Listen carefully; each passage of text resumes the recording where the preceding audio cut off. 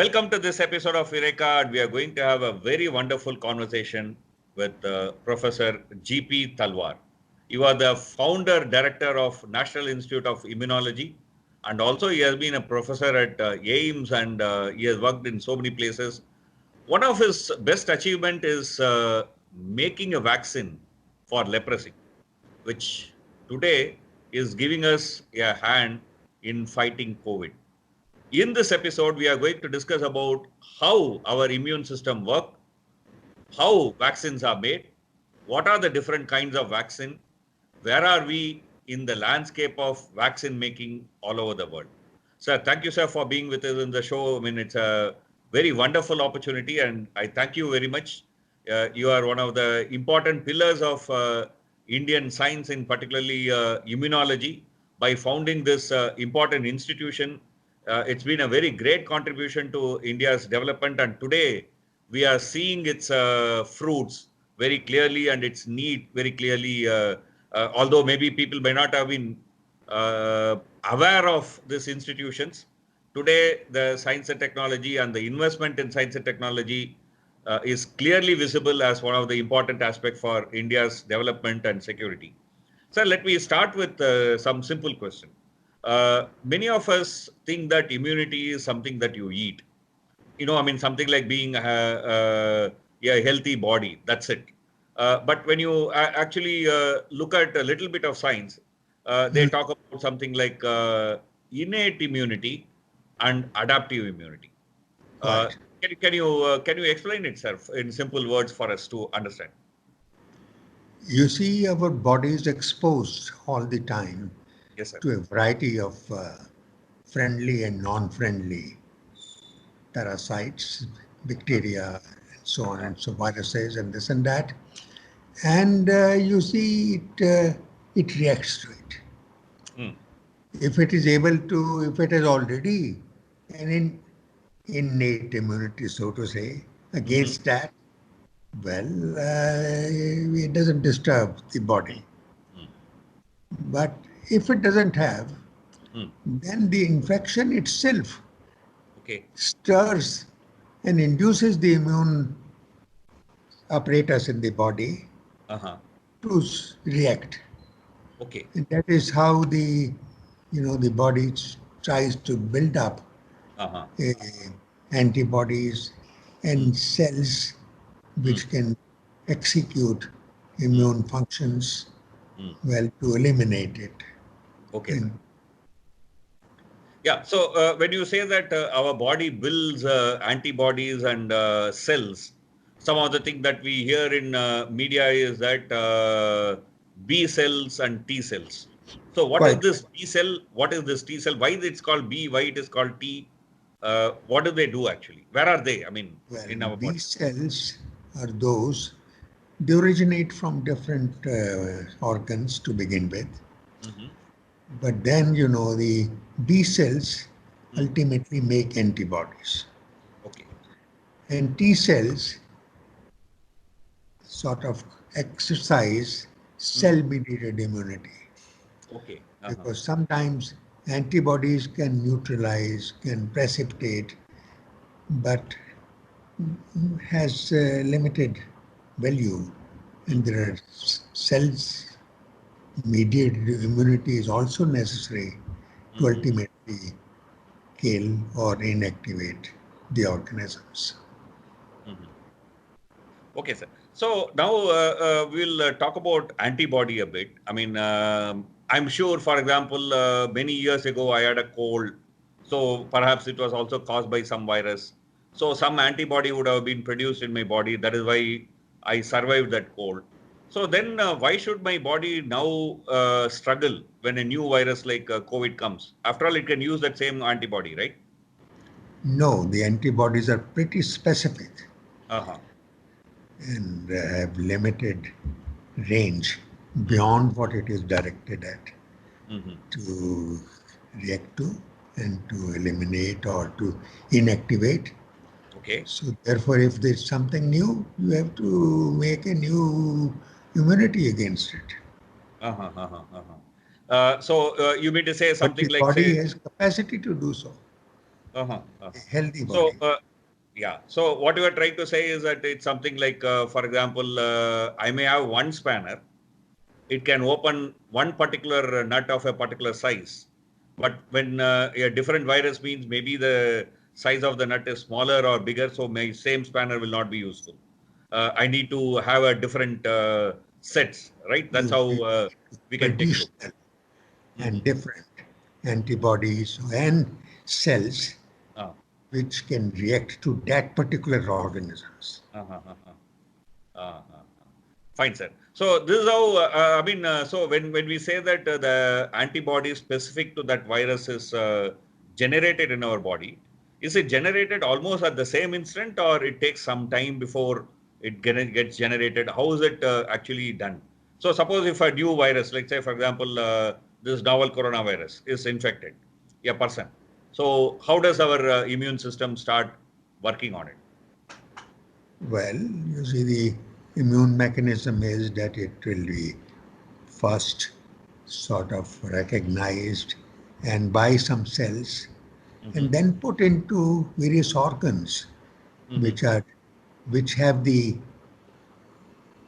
in the makeup in terms of cells Hmm. and molecules to generate a new antibody or new cells which can react to that particular organisms. So that ability to expand, ability to go against a foreign element is Hmm. inbuilt in the immune system. That is the character of it. It Okay. keeps you, it's like a sentinel. It Uh, keeps you protected uh, from what is invading you uh, and which is not in fear of you. uh. Sir, somebody was telling me, like, for example, you locked your house and then you went away. And then when you came back, you find that your key is lost. So you call a key maker. The key maker comes with a huge bunch of keys. So first he looks at the lock and says that, okay, this type of keys are the one that fits and then not the rest. And then tries various keys and then shape the key a little bit. That's how our immune system produces antibodies specific to that particular virus. Would Quite, that be a kind of a very simple understanding to make sense of what exactly is happening? quite, you see, Yeah. because Uh-huh. So it essentially means that our body should be containing a large number, something like lakhs of different types of antibodies in our, because whole life we would have experienced. you see spleen, thymus, Mm, and lymph nodes. mhm, These are various types of organelles mhm, in which the cells mm, competent to recognize a mm, molecule and to react against it mhm, reside. mhm. And if they are not there, they will activate the system to make an antibody and also cell-mediated immunity Mm. against that organisms. Okay, sir. Okay, okay. So when we are born, when a child is born, do the child contain so many number of antibodies, or is it like a fresh slate? Nothing is available. It inherits passively Hmm. some from her mother, Hmm. but then it has a stock of cells Ah. which can mobilize and can start doing what is required. Mm-hmm. Fine, sir. So now, if we talk about not antibodies, but we talk about, let's say, T cells. T cells are supposed to recognize cells which are infected by a germ, like say, for example, a virus, and then it is supposed to No, kill those. even the B cells, the Mm. antibodies also recognize the viruses. But of Uh-huh. course, T cells are originating from Mm. thymus. Ah. That's what they call T cells, and they help build antibodies, but at Mm. the same time, they exercise the cell-mediated immunity even without the antibodies, because sometimes the antibodies are not sufficient to eliminate the Mm. organism. Okay. Okay. So which means that And both there are that. the other cells like macrophages, Uh-huh. which can eat or so to say gobble Mm-hmm. either the organism or the complex with the antibody, and then eliminate it, sort of digest it and eliminate it. So, which means that both the antibodies and T cell mediated immune Both response are needed. together are important for the so-called immunity. Okay.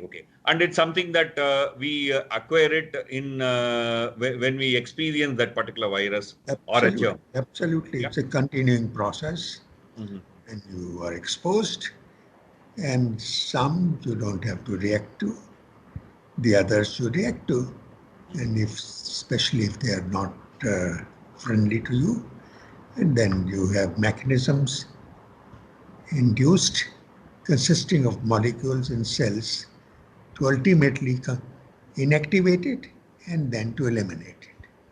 Okay. Fine, sir. That's right. So people also talk about something called immunological memory. That is our experience with a germ we never forget or our immune system never forgets. Can you Sure. explain what does it mean?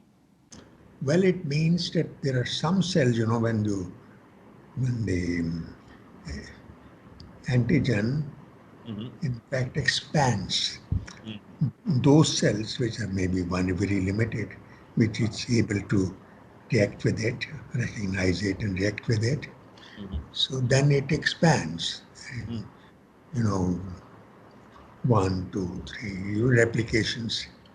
Mm-hmm. And in that process, Mm-hmm. there are some cells which are there not to be eliminated, they persist, and they are Okay. called the memory cells. So if you Uh-huh. have had a past experience, you have memory cells. So the time taken to react would be less. They Uh-huh. come into play and start expanding, multiplying to take care of who is the intruder. Okay. So that's why, for example, in most cases, once you had measles, generally we never get once again, right? I mean, once you had experienced measles, you never get again because there is a memory of that in our immune system. That particular B cells which recognizes that Uh, particular virus or bacteria. Okay, so which essentially also means that when the same virus comes and tries to infect us, there is a kind of a tug of war between that virus and our immune system. But our immune system is able to react very fast, even before it spreads to many cells. That is how the Quite, infection is controlled. Huh? quite. It doesn't have to wait for the initial, you know, orientation to Uh. react against that. Okay. The cells Okay. are So, already there, so it starts expanding, and so mhm. molecules are made, and both together are effective in neutralizing it and then to eliminate it. Right. That's right. Thank you, sir. I mean, it's a very wonderful thing. We'll take a very short break. We'll take a very Okay. short break and continue this conversation. We'll take a very short break and continue this conversation. Keep watching Eureka. We'll continue after a short break.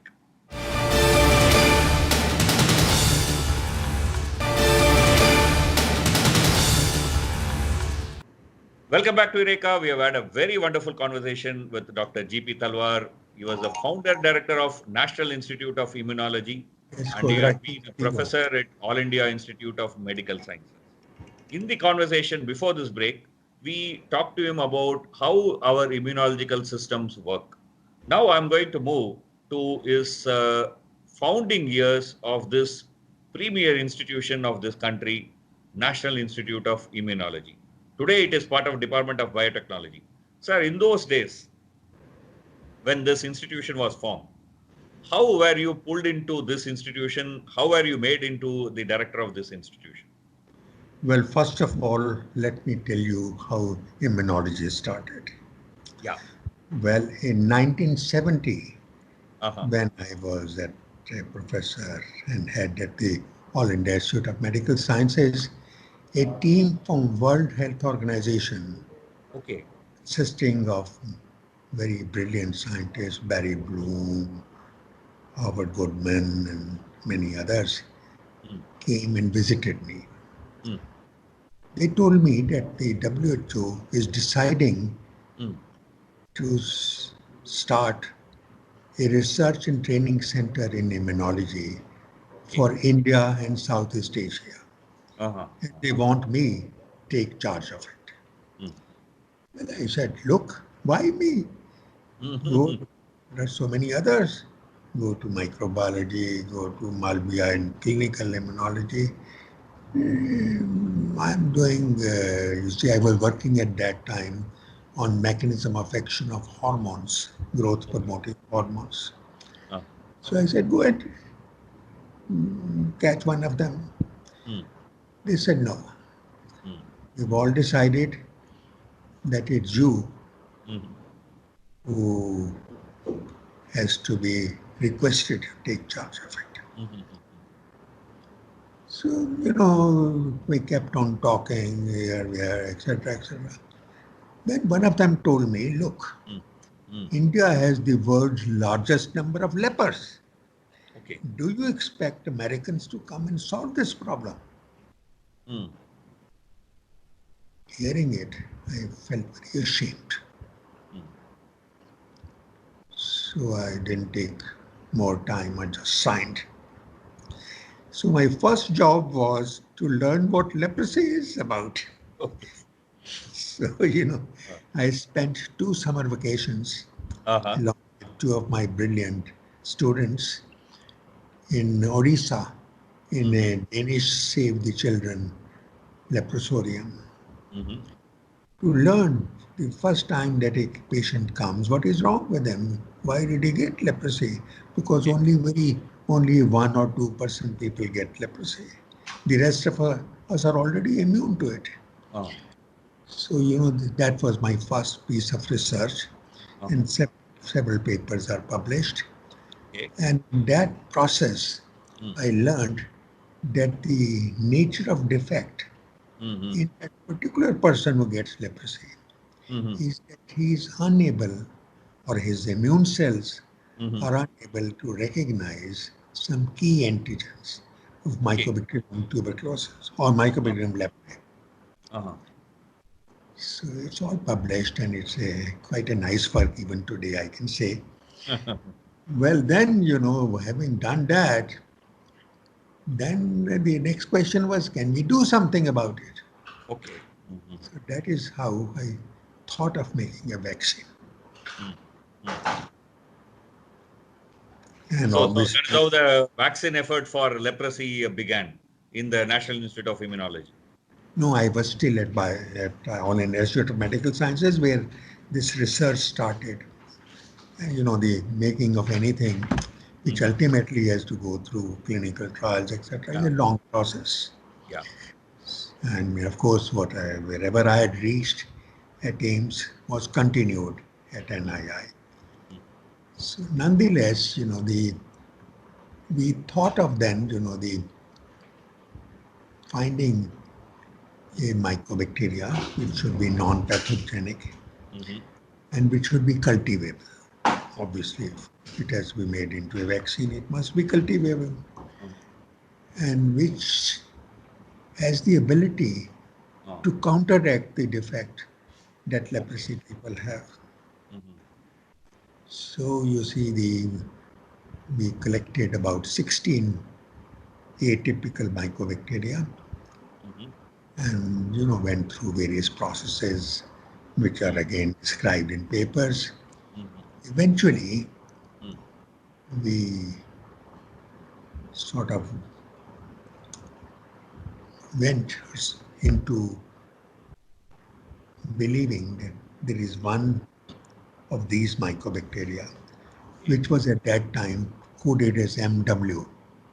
because you did all that work by code, Yeah. Uh-huh. and so it was MW, which had apparently properties Mhm. to counteract the defect in Okay. leprosy patients and to instill or induce capability to react to these organisms.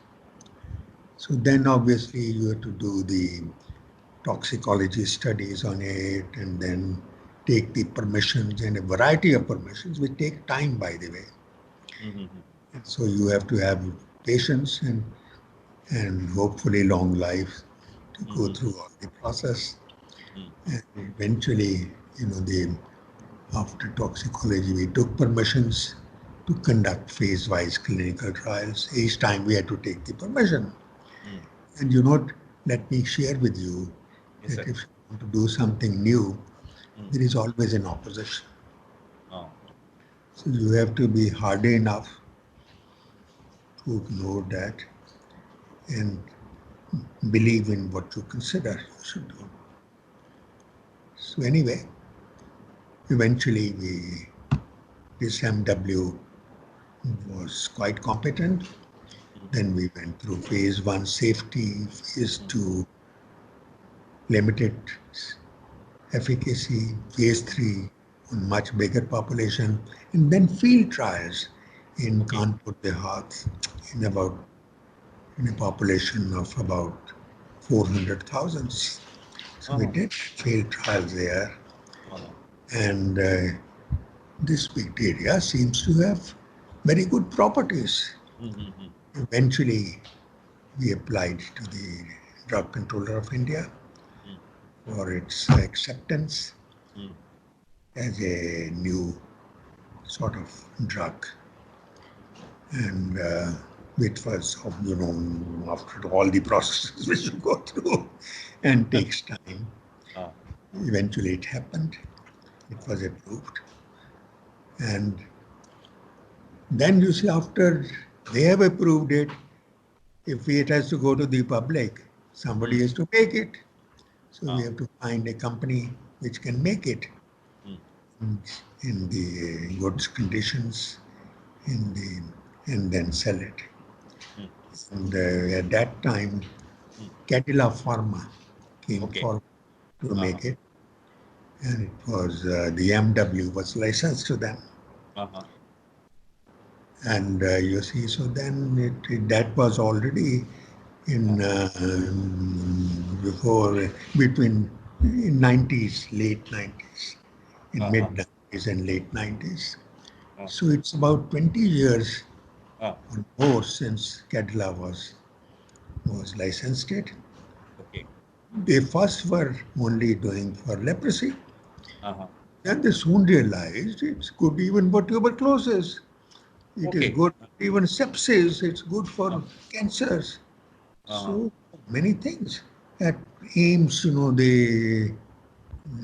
Somesh Gupta at dermatology found it was effective against cyanogenital warts. It has a very wide spectrum of efficacies. First of all, let me tell you that it is no longer MW. In course of time,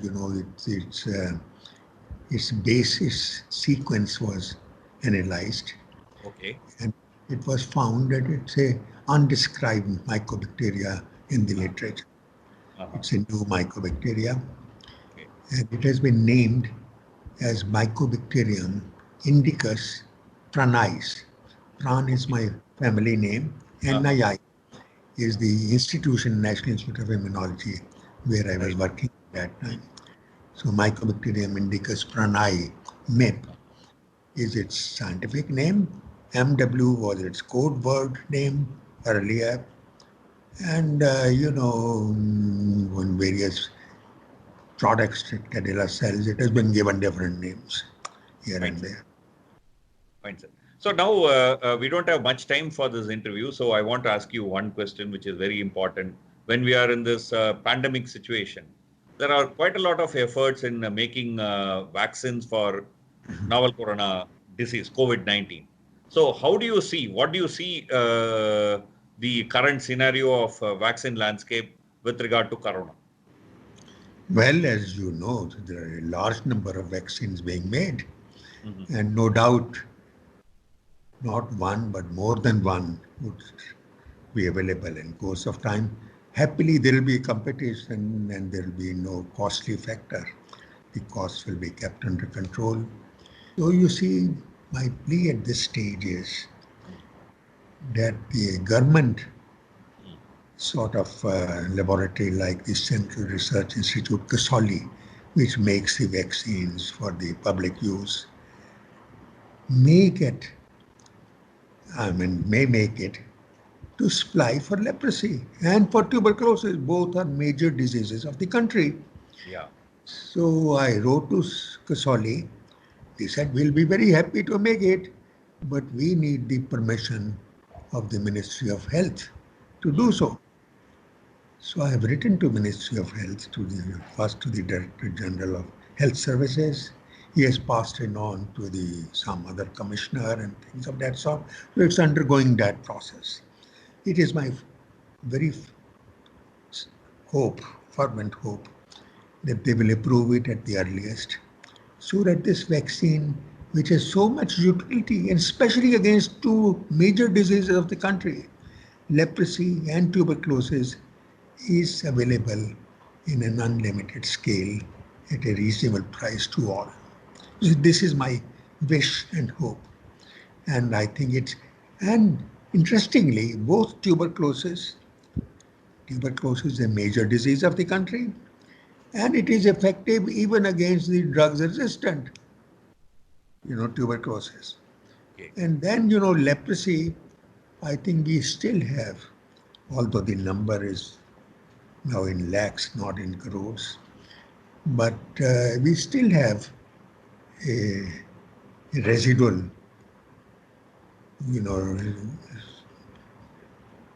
sort of number of people suffering from leprosy. And the drugs are not doing enough, because otherwise they would have been eliminated. So that is why, let me tell you that in 2017, which is now, I think, 3 years back, Nadda, who was at that time the Union Health Minister, and Rupani, the Chief Minister of Gujarat, you see, Rupani said that I have endemic districts of leprosy, where drugs are not eliminating the leprosy. So they held a meeting, to which I was also called, at Rajkot in 2017. And there they said that please make this vaccine available for eliminating leprosy, if possible, in at least these two districts, endemic districts of leprosy in Gujarat. So that program has started. Okay. And is going on well, as far as I know. But you see, the years will tell us. But it's been implemented. But there are 36 districts, endemic districts in Bihar and elsewhere. The number is large, and we need the vaccine to be released, to be made on a large scale, available to public at reasonable price, so that it can be put to good use for treating this disease and at the same time for eliminating this disease. Fine, sir. Thank you, sir. Thank you for being in the show. I mean, we are, for want of time, we may have to end this conversation at this point. But India, as in the past years, established itself as one of the important manufacturing hub for vaccine all over the world. And with this novel corona pandemic situation. Oh, by the way, it's being used in corona also. Yes, sir. With not bad results. Thank you. Thank you.